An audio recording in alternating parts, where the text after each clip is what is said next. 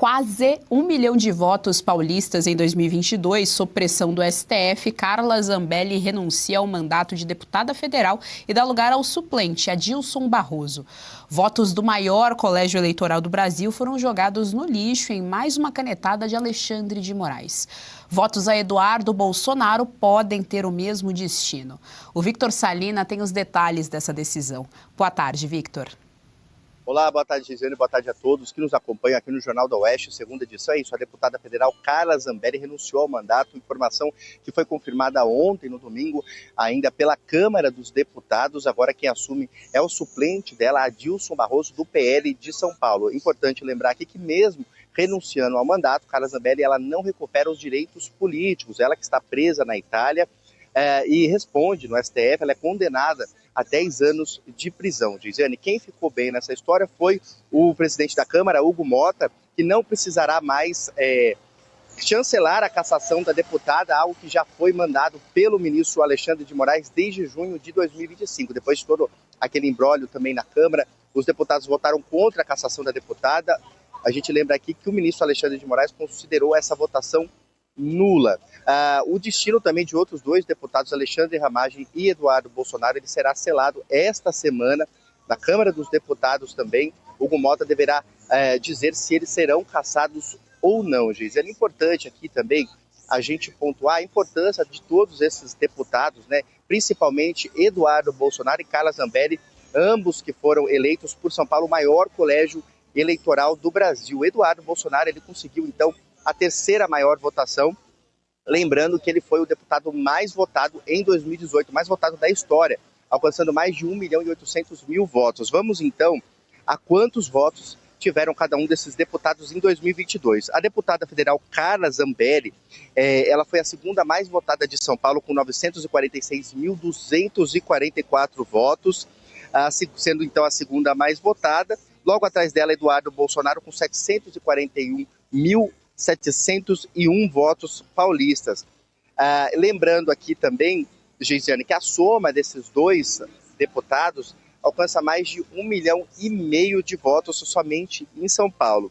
E a gente faz uma comparação aqui com outro deputado que quase sofreu uma cassação, mas foi livrado pela Câmara, conseguindo apenas o afastamento, que é o deputado federal Glauber Braga, do PSOL do Rio de Janeiro, que ele conseguiu 78.048 votos, um décimo praticamente dos votos de Eduardo Bolsonaro, só que no Rio de Janeiro.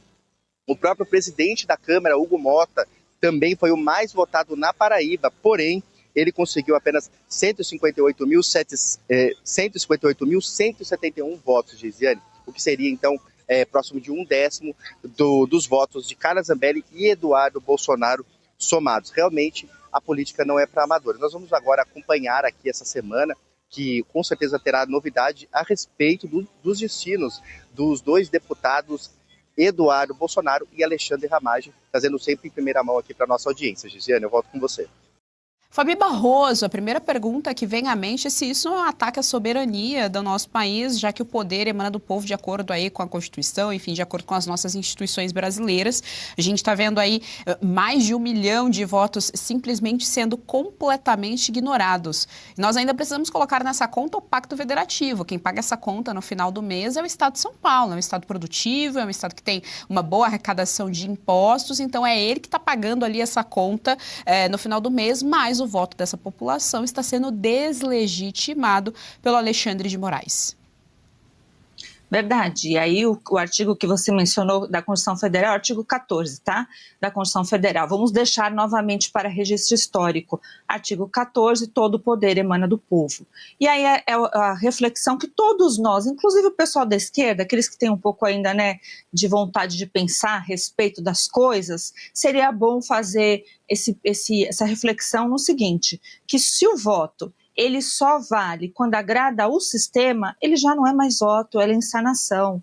Outra coisa também a ser pensada, agora nós teremos dois outros deputados, tanto Eduardo Bolsonaro como Alexandre Ramagem, que irão, o Motta vai lá pautar, vai decidir, como mesa diretora, pode ir a plenário, pode não ir, Nada disso vale. Vai direto para o gabinete do Alexandre de Moraes, que corta caminho e fica mais barato. Porque ele vai, no mesmo caso que ele fez com a Carla Zambelli, que não tem previsão legal para ele fazer o que ele fez, aliás, ele viola mais um artiguinho, que é o artigo 55 da Constituição Federal, ele também, né, vai passar por cima e vai decretar que eles perderam tudo, salário, dignidade, né, porque ele está fazendo isso, ele está, não existe essa palavra, mas a gente precisa criar palavras para uma situação tão difícil, imparável, né? Está imparável, completamente imparável.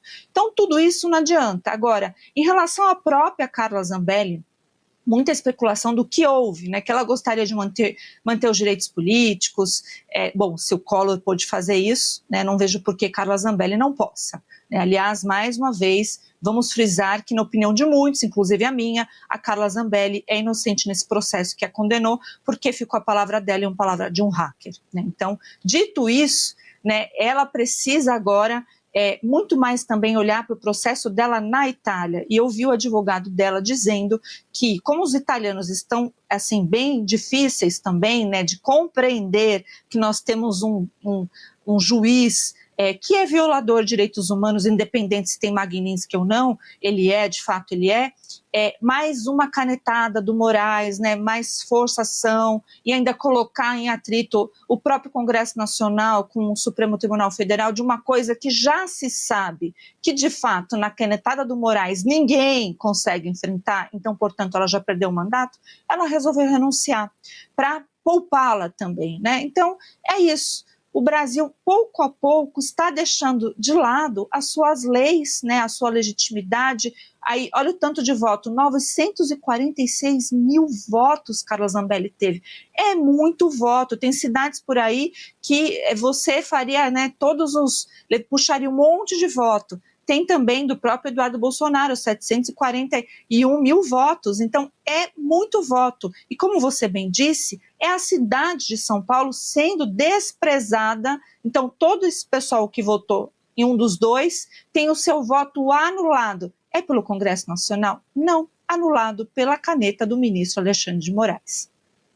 José, é interessante a gente ainda colocar aqui, a nossa repórter Sara Pérez fez uma matéria exclusiva aqui para a nossa coluna no Ponto, levantando, né, os motivos possíveis para essa renúncia. O filho da deputada Carla Zambelli considerou a ação menos danosa, justamente por conta do desgaste todo, justamente porque não há o respeito às instituições dentro do nosso país, então seria muito mais desgastante para a deputada Carla Zambelli todo esse processo. Sem contar aí, como o próprio Victor Salina trouxe, com o tempo ela seria cassada por conta das faltas, tem ainda o Eduardo e o Alexandre Ramagem na mesma situação também. Então, no final das contas, o voto, se a gente colocar ainda nessa conta o Ramagem, o voto também da cidade do Estado do Rio de Janeiro não vale absolutamente nada para o STF, não vale absolutamente nada para o Congresso.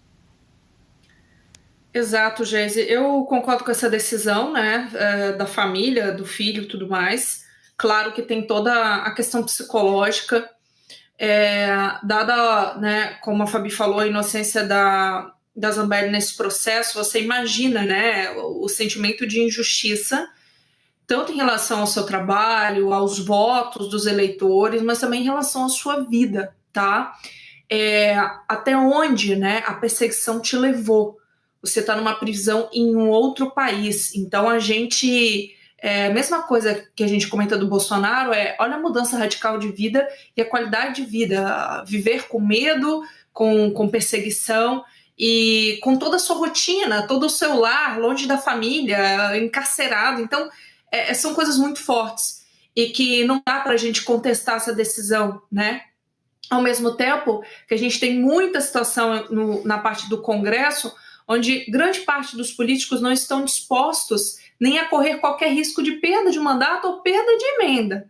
Então, para a gente ver esse tipo de contraste. Agora, em relação ao STF, né, a canetada, isso acaba, infelizmente, sendo comum, porque nesses últimos dias, olha o que a gente viu do STF, tanto em relação à parte do Senado, na blindagem nos pedidos de impeachment, que era uma das esperanças para o Brasil para o ano que vem, de renovar o Senado para conseguir pedir impeachment de ministros, quanto a decisões da Câmara. E agora, ultimamente, de novo, o Gilmar simplesmente considerou inconstitucional a decisão do marco temporal, que já tinha sido votado no Congresso. Então, assim, diariamente, canetada, uma atrás da outra, sabe?